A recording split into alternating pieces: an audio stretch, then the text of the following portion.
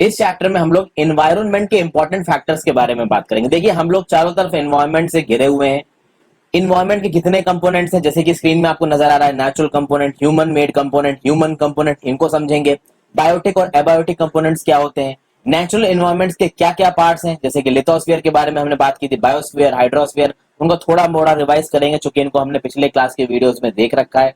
और इकोसिस्टम क्या होता है, कैसे इकोसिस्टम काम करता है, इसके बारे में हम लोग देखेंगे। ह्यूमन एनवायरनमेंट की बात करेंगे। देखिए फ्रेंड्स, ये क्लास 7 की अवर एनवायरनमेंट की जो किताब है ना, आप ज्योग्राफी कह लीजिए या फिर एनवायरनमेंट कह लीजिए, एनवायरनमेंट और ज्योग्राफी बेसिकली देखा जाए एक ही चीज है, अगर आप एक ब्रॉड माइंडसेट रख के चलें तो। एनवायरनमेंट के बेसिक्स आपको इस चैप्टर में बताए गए हैं। क्लास 7 एनसीईआरटी की अवर ज्योग्राफी की किताब का पहला चैप्टर है।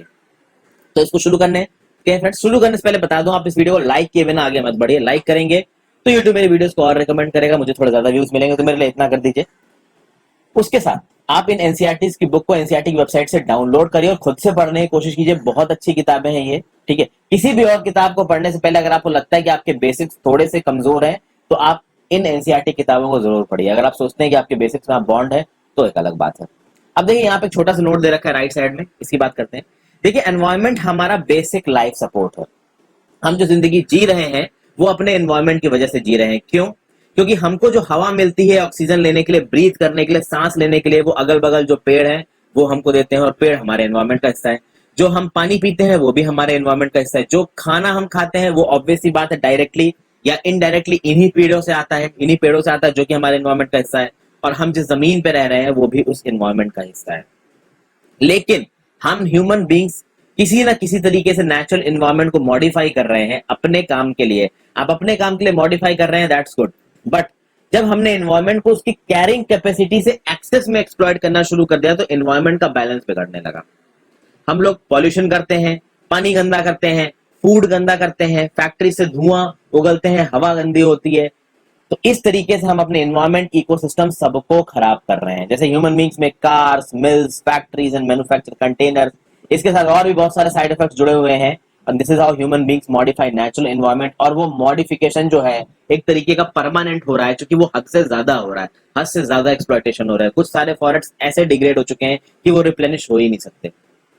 उसको धीरे धीरे समझने की कोशिश करेंगे। तो रवि नाम का एक लड़का है, एक लंबी छुट्टियों के बाद उसने स्कूल जाना शुरू किया। जब उसने स्कूल जाना शुरू किया तो उसने देखा कि स्कूल के बगल में जो उसके ग्राउंड था, उस ग्राउंड में कुछ खुदाई वगैरह चल रही है। जब उसने पता किया कि भाई ग्राउंड में खुदाई क्यों चल रही, तो लोगों ने उसने बताया कि वहां पे एक बड़ी बिल्डिंग बन रही है जहां बहुत सारे फ्लैट्स बनेंगे और उस फ्लैट्स में लोग रहेंगे। अब उसको बड़ा बुरा लगा, वो रोने लगा, क्योंकि इसी प्लेग्राउंड से उसकी यादें थी। इसी प्लेग्राउंड में वो अपने दोस्तों के साथ खेलता था, सॉफ्ट ग्रास से बैठ के घंटों बातें करता था, बटरफ्लाईज उड़ती थी, अच्छे अच्छे गुलाब निकलते थे। और ये सब फीलिंग सिर्फ उसकी ही नहीं थी, उसके बहुत सारे दोस्तों की भी थी। दोस्त भी दुखी थे। असेंबली हुई तो प्रिंसिपल ने भी सैडली बोला कि see how our environment is changing. अब जब प्रिंसिपल ने बोला कि हमारे चारों तरफ का एनवायरमेंट बदल रहा है, तो भाई अब रवि के दिमाग में ही आया कि एनवायरमेंट होती क्या चीज है। तो उसने क्लास में टीचर से पूछा कि एनवायरमेंट क्या है। टीचर ने जवाब दिया, whatever you see in your surroundings is the environment. अब जब रवि ने सोचा कि जो कुछ भी मुझे चारों तरफ दिख रहा है वो एनवायरमेंट है, तो उसने देखा कि भाई मेरी स्कूल की बिल्डिंग ये भी इन्वायरमेंट का हिस्सा है, जो मेरे क्लास में चेयर रखी है, टेबल रखी है, ये भी इन्वायरमेंट का हिस्सा है, जो रोड दिख रही है बाहर वो भी इन्वायरमेंट का हिस्सा है, जो गार्बेज गंदगी पड़ी है इन्वायरमेंट का हिस्सा है, फ्रेंड्स मेरे इन्वायरमेंट का हिस्सा है। तो सब कुछ इन्वायरमेंट है क्या? टीचर ने बोला यस। लेकिन टीचर ने बोला एक कैच है, इन्वायरमेंट के वो हिस्से जो नेचर के द्वारा बने हुए हैं वो अलग होते हैं। जैसे for example mountains, reverse, trees, animals, ये मैन मेड नहीं है, ये नेचर के द्वारा बनाए गए हैं। और इन्वायरमेंट के वो हिस्से जो कि लोगों के द्वारा बनाए गए, जैसे कि सड़कें लोगों के द्वारा, कार जो चल रही हैं, कपड़े जो पहनते हैं, किताबें जो आप पढ़ते हैं, वो लोगों के द्वारा बनवाए गए। तो यहाँ पे जितना टीचर ने बताया उस हिसाब से रवि को इतना समझ में आया कि भैया एनवायरमेंट के दो हिस्से दिख रहे हैं। एक तो नेचुरल मेड है, अपने आप से बना था, ह्यूमंस होते ना होते वो होते, और एक मैन मेड है जो कि यहाँ पे हमने देखे। तो अब आप अपने दोस्तों के साथ मिलके अपने इन्वायरमेंट के हिस्सों को, जो चीजें आपके आसपास है, उनको सेग्रीगेट करने की कोशिश कीजिए और देखिए कौन से हिस्से नेचर के द्वारा बनाए गए हैं, कौन से हिस्से इंसानों के द्वारा बनाए गए हैं। तो यहाँ पे कितने बच्चे हैं भाई? रवि, परमजीत, जेसी, मुस्तफा और आशा सब मिलके इन्वायरमेंट से रिलेटेड चीजों के हिस्से बना रहे हैं। और जब उन्होंने हिस्से बनाने शुरू किए, उनको कुछ कंपोनेंट्स दिख रहे हैं इन्वायरमेंट के।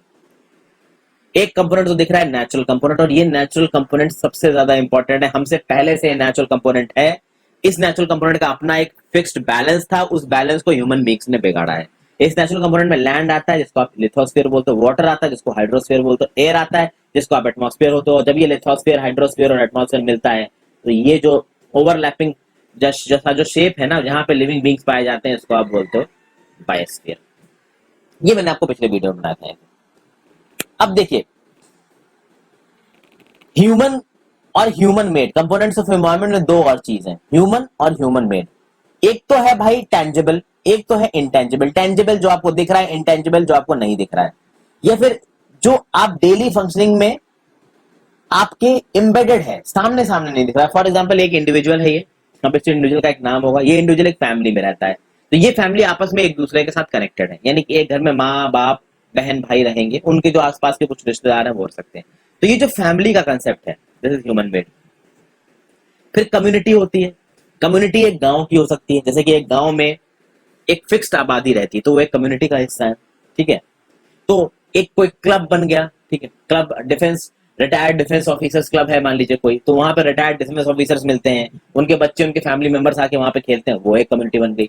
उसी तरीके से धर्म, अब ये इंटेंजिबल चीज है, ठीक है, ये हम लोग प्रैक्टिस करते हैं, हमारी भावना के साथ जुड़ी हुई है, हमारे कल्चर के साथ जुड़ी हुई है। कुछ हद तक ये फैमिली, कम्युनिटी, ये सब हमारे कल्चर के पार्ट है। एजुकेशनल जो हम पढ़ते हैं, सीखते हैं, दिस एस्पेक्ट, एजुकेशनल एस्पेक्ट, ये हमारे कह सकते हैं ना कि intangible asset. Education is an intangible asset.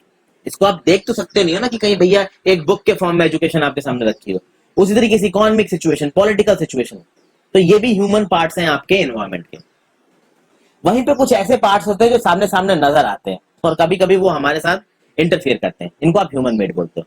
Human made के सारे कंपोनेंट्स खराब नहीं होते। अब जैसे ये पार्क्स हैं, कई सारे गार्डन होते हैं, कई सारे पेड़ भी आप लगाते हो, तो उसको भी आप कह सकते हो कि भाई जो आपने अपने घर के गार्डन में पेड़ लगा रखे हैं वो ह्यूमन मेड है, ओके। तो ये कह सकते हो कि एनवायरनमेंट को आप कह सकते हैं कि फायदा कराते हैं। बट इंडस्ट्रीज हैं, अब ये इंडस्ट्रीज धुआं छोड़ रही हैं, ये धुआं एनवायरनमेंट को खराब कर रहा है, ओके। रोड्स हैं, रोड्स पे गाड़ियां चल रही हैं, वो गाड़ियां धुआं छेड़ रही हैं, एनवायरनमेंट के लिए खराब है। ब्रिजेस हैं, बिल्डिंग्स हैं, मॉन्यूमेंट्स हैं, अब ये सब चीजें आपको नजर आ रही है, तो आप कह सकते हो कि टेंजिबल एसेट्स हैं, ओके।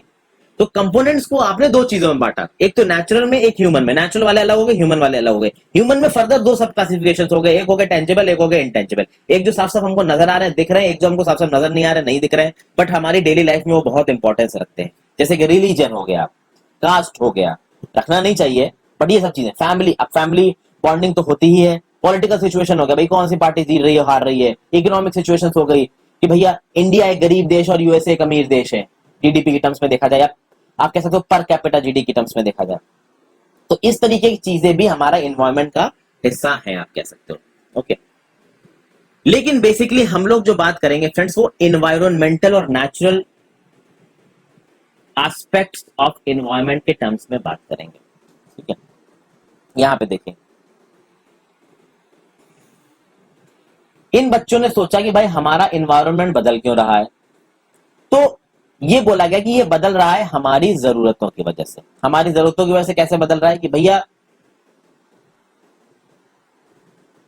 हमारी जरूरतें दिन बाय दिन बढ़ रही हैं, उन जरूरतों को पूरा करने के लिए हम अपना रिसोर्स कंजम्पशन बढ़ा रहे हैं। जब हम अपना रिसोर्स कंजम्पशन बढ़ा रहे हैं तो हम अपने आसपास की जो नेचुरल सराउंडिंग्स है, जो ग्रीनरी है, जो हमारे नेचुरल रिसोर्सेज, उसको हम तबाह कर रहे हैं, ये टीचर ने बताया।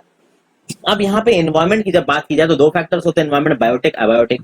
वैसे तो मैंने अपनी एनवायरनमेंट एंड इकोलॉजी की प्लेलिस्ट में ये सब कुछ डिस्कस कर रखा है, बट एनसीईआरटी में यहाँ पे शुरू हुआ है, तो एक बेसिक के लिए आप इसको देख सकते हैं, स्कूल पर्पसेस के लिए भी यूजफुल है, कॉम्पिटेटिव एग्जाम्स के लिए भी। तो आप देख सकते हो फ्रेंड्स कि ऊपर के डिस्कशन से हमको इतना समझ में आया कि भैया लोग, वो लोग जिस जगह पे रहते हैं, वो लोग जिन चीजों को इस्तेमाल करते हैं, उनके चारों तरफ जो नेचुरल चीजें हैं, जो उनकी लाइफ में चीजें हो रही हैं आसपास, उसको आप एनवायरनमेंट कह सकते हो। तो एक लिविंग ऑर्गेनिज्म के आसपास जो कुछ भी हो रहा है, वो उस लिविंग ऑर्गेनिज्म का एनवायरनमेंट है। इसमें आपका नेचुरल फिनोमिना भी आ जाता है और जो फिनोमिना ह्यूमन मेड है वो भी आ जाता है। जब नेचुरल और ह्यूमन मेड तो हमने देख लिया, जब नेचुरल फिनोमिना की बात आई तो नेचुरल फिनोमिना में भी दो तरीके की चीजें हैं। नेचुरल में एक कंपोनेंट है बायोटिक कंपोनेंट और एक कंपोनेंट है आपका एबायोटिक कंपोनेंट, ठीक है। तो बायोटिक और दोनों तरीके के एबायोटिक कंपोनेंट हमको दोनों सीखने हैं।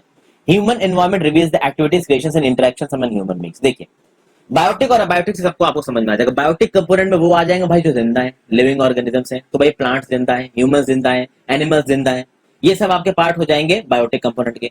वो चीजें जो जिंदा नहीं है जैसे कि एबायोटिक कंपोनेंट्स, लेकिन ये चीजें उतनी ही जरूरी है। अब हवा क्या जिंदा है? नहीं जिंदा है, बट जीने के लिए तो जरूरी है ना। पानी क्या जिंदा है? नहीं जिंदा है, बट जीने के लिए जरूरी है। जिस पृथ्वी पे हम रह रहे हैं, जमीन पे रह रहे हैं, क्या ये जमीन जिंदा है? लैंड जिंदा है? नहीं जिंदा है, बट रहने के लिए तो जरूरी है ना।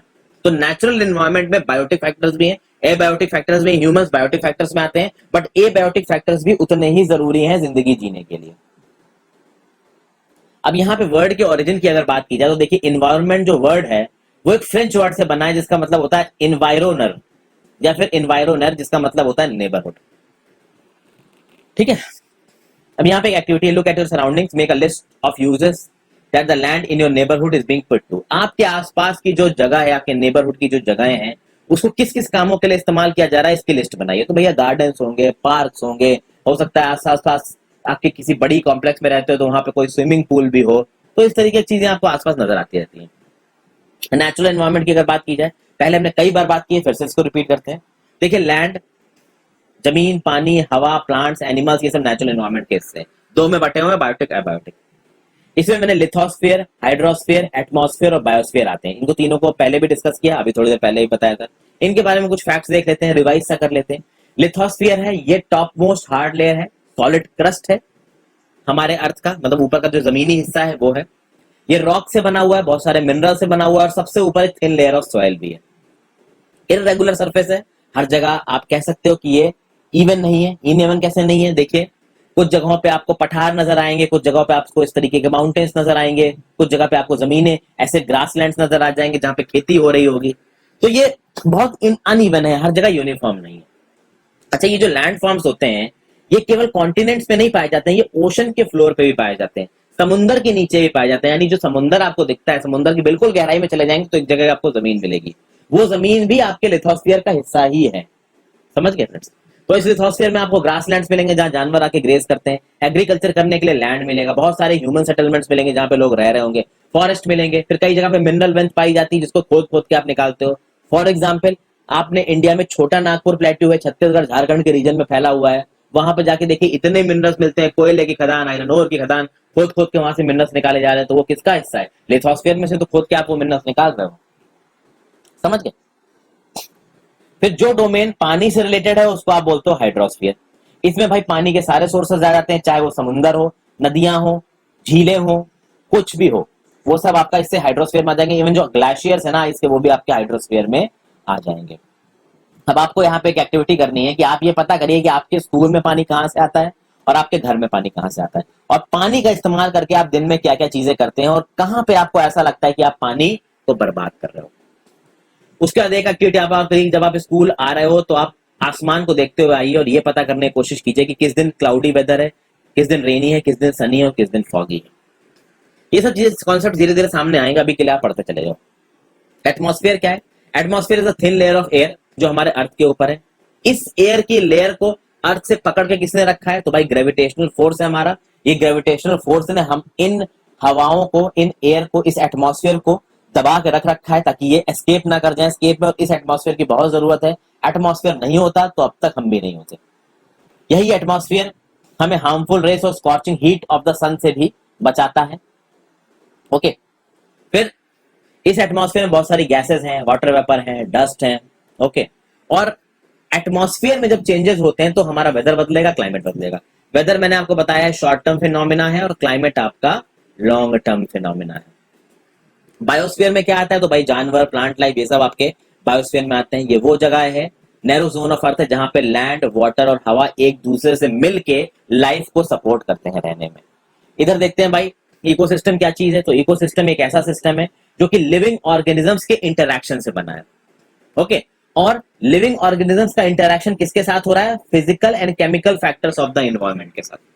ठीक है, तो इनके बीच में एनर्जी, मटेरियल, इन सब चीजों का ट्रांसफर हो रहा है। इकोसिस्टम क्या होता है फ्रेंड्स? एक एनसीसी कैंप लगा, रवि की क्लास उसको अटेंड कर रही थी।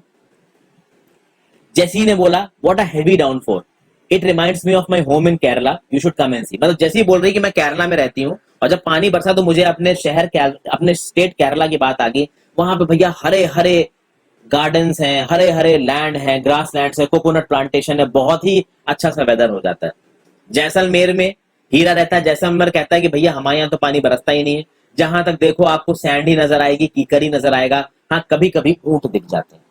तो भाई हीरा की बात सुनी रवि ने, ठीक है, और किसकी बात सुनी, और जैसी की बात सुनी, तो रवि के दिमाग में ख्याल आएगा कि भाई हर जगहों पे चीजें अलग अलग हैं। हीरा ने यह भी बताया कि कैमल्स के साथ साथ हमारे डिजर्ट्स में स्नेक्स, लेजर्ड्स और इंसेक्ट भी बहुत सारे हैं। तो भाई रवि सोच रहा है कि भाई जैसे जैसे जगहें बदल रही हैं वैसे वैसे वेदर क्लाइमेट बदल रहा है, और उस वेदर क्लाइमेट के साथ साथ वहां की वेजिटेशन, प्लांट डाइवर्सिटी भी बदल रही है, जिसको आप फ्लोरल डाइवर्सिटी बोलते हो, और वहां की एनिमल डाइवर्सिटी बदल रही है, जिसको आप फॉनल डाइवर्सिटी बोलते हो।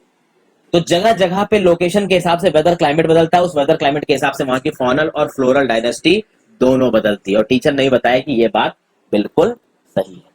ठीक है, यहाँ पे एक पॉन्ड इकोसिस्टम दिखाया जा रहा है फ्रेंड्स।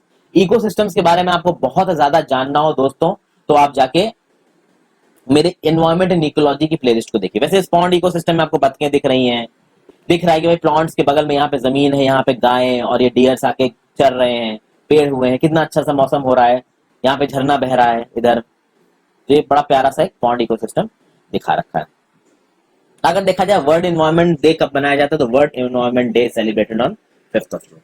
तो देखिए सारे प्लांट्स, एनिमल्स और ह्यूमन बीइंग अपनी इमीडिएट सराउंडिंग्स पे डिपेंड करते हैं, ओके, और ऑफ्टन ये एक दूसरे पे भी डिपेंडेंट होते हैं। ह्यूमन बीइंग्स और एनिमल्स एक दूसरे पे भी डिपेंडेंट है। एनिमल का मांस खाते हैं ह्यूमन बीइंग्स, वे चिकन को और मटन को उड़ा के खा गए, ठीक है। एनिमल अपनी रियरिंग के लिए ह्यूमन बीइंग्स पे डिपेंडेंट है। जिन एनिमल्स को पाला है, डोमेस्टिकेट किया ह्यूमन बीइंग्स ने, ह्यूमन बीइंग्स उनको खाना देते हैं खाने के लिए, ठीक है। तो देखिए the relation between the living organisms as well as the relation between the organisms and their surroundings form an ecosystem. Ecosystem का मतलब क्या है कि भाई जो लिविंग ऑर्गेनिजम्स हैं वहां पे एक तो वो आपस में इंटरेक्ट कर रहे हैं, प्लस वो अपनी सराउंडिंग्स के साथ इंटरेक्ट कर रहे हैं, तो ये हो गया इकोसिस्टम। अब इकोसिस्टम बहुत बड़ा भी हो सकता है, बहुत छोटा भी हो सकता है। बहुत बड़े की बात करो तो भैया रेन फॉरेस्ट होते हैं। अमेजन रेन फॉरेस्ट है भैया, 9 कंट्रीज में फैला है, ब्राजील, पेरू, ज्यादा कहां कहां फैला हुआ है, वेनेजुला। तो अब ये जो अमेजन इकोसिस्टम है, ठीक है, ये बहुत बड़ा इकोसिस्टम है। तो बड़े इकोसिस्टम मिलेंगे आपको, डेजर्ट्स मिल जाएंगे, माउंटेन्स मिल जाएंगे, ग्रासलैंड्स मिल जाएंगे, छोटे इकोसिस्टम मिलेंगे, जैसे एक छोटा सा पॉन्ड भी एक इकोसिस्टम है। अब एक ऐसा पार्क जहां रवि और उसके दोस्त खेल रहे हैं, क्या वो इकोसिस्टम है? बिल्कुल इकोसिस्टम है। उस पार्क में बहुत सारे ट्रीज हैं, घास है, वहां पे इंसेक्ट्स हैं, वो आपस में वो इंसेक्ट्स उस घास पे बैठ के घास खा रहे हैं, ग्रास ऑपर घास खा रहा है, समझ गए। उसी पार्क में फ्रॉग्स आ जाएगा, वो फ्रॉग ग्रास ऑपर को खा जाएगा, इंसेक्ट्स को खा जाएगा। तो एक तरीका का इकोसिस्टम वहां पे भी बन रहा है, वहां के सारे सिस्टम्स एक दूसरे के साथ इंटरेक्ट कर रहे हैं। आगे बात करते हैं, बार्टर ट्रेड क्या होता था फ्रेंड्स? बार्टर ट्रेड एक ऐसा ट्रेड होता था जहां पे गुड्स को एक्सचेंज किया जाता था, मनी का प्रयोग जब नहीं होता था। बार्टर सिस्टम की मैं आपको एक खास बात बताता हूं। मान लीजिए कोई गेहूं उगाता है, अब उस गेहूं उगाने वाले को पानी स्टोर करने के लिए घर में घड़े की जरूरत है, तो वह कुम्हार के पास जाएगा और कुम्हार से बोलेगा कि भाई तुम मुझे 3-4 घड़े दे दो और मुझसे 10 किलो अनाज ले लो। तो ये एक तरीके का बार्टर सिस्टम हो गया, जहां मनी का इस्तेमाल नहीं हो रहा है, चीजों के इस्तेमाल से चीजें ली और दी जा रही है। ह्यूमन एनवायरमेंट की बात करें फ्रेंड्स, तो देखिए ह्यूमन बींग्स एनवायरमेंट के साथ इंटरेक्ट करते हैं और एनवायरमेंट को मॉडिफाई करते हैं उनकी जरूरतों के हिसाब से। ह्यूमन बींग्स ने अपने आप को नेचुरल सराउंडिंग्स के हिसाब से अडेप्ट कर लिया है। कैसे अडेप्ट कर लिया? आपको पता है फ्रेंड्स की जो लोग हायर माउंटेन्स पे रहते हैं उनकी रेड ब्लड सेल्स की जो प्रोडक्शन होती है ज्यादा होती है। मतलब एक क्लाइमेट के हिसाब से, जो लोग बिल्कुल गर्म जगह पे रहते हैं और जो लोग बिल्कुल ठंडी जगह पे रहते हैं, तो जो ठंडी जगह पे रहेंगे ना, उन ह्यूमन बींग्स के अंदर के सिस्टम्स ने उनको उस टेम्परेचर से एक्वेंट करने की, अडेप्ट करने की सहूलियत दे रखी है। तो ह्यूमन बींग्स अपने आप को नेचुरल सराउंडिंग्स के हिसाब से अडेप्ट कर लेते हैं। बट ह्यूमन बींग्स की जो एक्टिविटीज है ना, उसके चलते लेटली ये नेचर अपने आप को ह्यूमन बींग्स के हिसाब से अडेप्ट नहीं कर पा रहा है। ओके, अगर ह्यूमन बींग सिंपल तरीके से जिए तो उनके सारी रिक्वायरमेंट्स नेचर से पूरी हो जाएंगी। लेकिन जैसे जैसे समय बढ़ता है ह्यूमन बींग से रिक्वायरमेंट्स बढ़ती हैं, बहुत अलग अलग तरीके की रिक्वायरमेंट हो जाती हैं, और उस रिक्वायरमेंट को पूरा करने के लिए ह्यूमंस अलग अलग तरीके सीखता है इन्वायरमेंट से फायदे उठाने के। तो वो भैया क्रॉप्स को ग्रो करता है, एनिमल्स को डोमेस्टिकेट करता है, एक सेटल्ड लाइफ जीने की कोशिश करता है। फिर उसने व्हील का इन्वेंशन किया तो एक जगह से दूसरी जगह जा सका वो। एग्रीकल्चर का में जब प्रोग्रेस हुई तो फूड एक्स्ट्रा प्रोड्यूस हुआ, बार्टर सिस्टम आया, ट्रेड और कॉमर्स डेवलप हुआ, इंडस्ट्रियल रेवोल्यूशन आया। अब जब से इंडस्ट्रियल रेवोल्यूशन आया तब से बवाल शुरू हो गया, तब से लार्ज स्केल एमिशन शुरू हो गए। इंडस्ट्रियल रेवोल्यूशन आपका शुरू हुआ था ब्रिटेन से, भैया जबरदस्त तरीके से धुआं छोड़ने लगे, ग्लोबल वार्मिंग होने लगी। ये ग्लोबल वार्मिंग को आज की डेट में हमारा नेचर झेल नहीं पा रहा है, क्योंकि जब से इंडस्ट्रियल रेवोल्यूशन इंग्लैंड में शुरू हुआ है तब से वो चालू ही है। इंडिया और चाइना जैसी कंट्रीज आज की डेट में इतना ग्रीन हाउस गैसेस एमिट कर रही हैं जिसका कोई हिसाब ही नहीं है। ट्रांसपोर्टेशन तेज हो गया है, इंफॉर्मेशन रेवोल्यूशन ने पूरी दुनिया को एक विलेज बना के रख दिया है। आज यहाँ बैठे बैठे आप अमेरिका में बैठे किसी से भी बात कर सकते हैं with in a matter of fraction of seconds. समझ गए दोस्तों? फिर कभी आपने नोटिस किया है कि आपके खाने पीने की चीजें भी आपके अगल बगल के वेदर के हिसाब से होती है। जब गर्मी हो रही होती है तो भाई आप वाटरमेलन का काट के खा रहे होते हो, तरबूज काट के खा रहे होते हैं, और जब ठंडी होती है तो भाई आपने रोस्ट की हुई मूंगफलियां खा रहे होते हो, पीनट्स खा रहे होते हो। तो हम अपने चारों तरफ के नेचुरल और ह्यूमन इन्वायरमेंट के हिसाब से रहते हैं। ह्यूमंस के लिए एक चीज बहुत जरूरी है जानना कि वो अपने अगल बगल के इन्वायरमेंट को तरीके से सस्टेनेबल तरीके से इस्तेमाल करें, हार्मोनियस तरीके से उसमें रहें। क्योंकि अगर एक लिमिट से ज्यादा उसको एक्सप्लॉइट किया तो वो सस्टेन नहीं कर पाएगा, एक टाइम पे खत्म हो जाएगा। अब नूरी एक लड़की है मिजोरम की, वो रवि की क्लास में पढ़ती है। वो अक्सर कर बताती है कि उसके घर के पास कितनी लश ग्रीन सराउंडिंग्स है, मिजोरम में अच्छी खासी बारिश होती है फ्रेंड्स। ठीक है, रवि ने देखा कि भाई उसके स्कूल का प्लेग्राउंड चला गया, वो काफी दुखी था, क्लास के और भी बच्चे दुखी थे। तो नूरी ने उसको और उसके और कई बच्चों को वैकेशन पे उसके स्टेट में आके रहने के लिए कहा। ठीक है, रवि के टीचर ने बोला है बच्चों से कि आप जहां पे भी घूमने जाएंगे अपनी हॉलिडे के दौरान वहां के लैंडस्केप के, हाउसेस को और एक्टिविटीज ऑफ द पीपल को समझने की कोशिश करिएगा। ठीक है, तो अब ये आगे क्लासेस में हम समझेंगे। यहाँ पे एक और एक्टिविटी है जो आप करिए, बड़ा मजा आएगा दोस्तों। अगर आप छोटी क्लासेस में है तो कॉम्पिटेटिव एग्जाम की तैयारी कर रहे हैं तो इसको करिए कि भैया आपके घर में या फिर आपके आसपास कोई बूढ़ा पर्सन रहता हो तो उससे सोचिए, पूछिए कि जब वो आपकी उम्र के था उसके नेबरहुड में कौन कौन से ट्रीज मतलब उगते थे, कौन कौन से इंडोर गेम्स वो लोग खेलते थे, कौन कौन से फ्रूट्स उनके फेवरेट थे उस टाइम पे, और वो अपने आप को बिल्कुल गर्मी में और बिल्कुल सर्दी में कैसे रिलैक्स करते थे। और इन सब चीजों से एक चार्ट बोर्ड, एक वॉलपेपर तैयार करिए और उसको अपनी क्लास में अपने दोस्तों के साथ डिस्कस करिए। तो बस ये चैप्टर छोटा सा था फ्रेंड्स, चैप्टर खत्म हो गया है। अगले चैप्टर में बहुत जल्दी आपसे मिलूंगा। वीडियो पसंद आई हो तो लाइक करके जरूर जाना वीडियोस को फ्रेंड्स। चैनल को सब्सक्राइब करो। Thank you for watching, have a great day.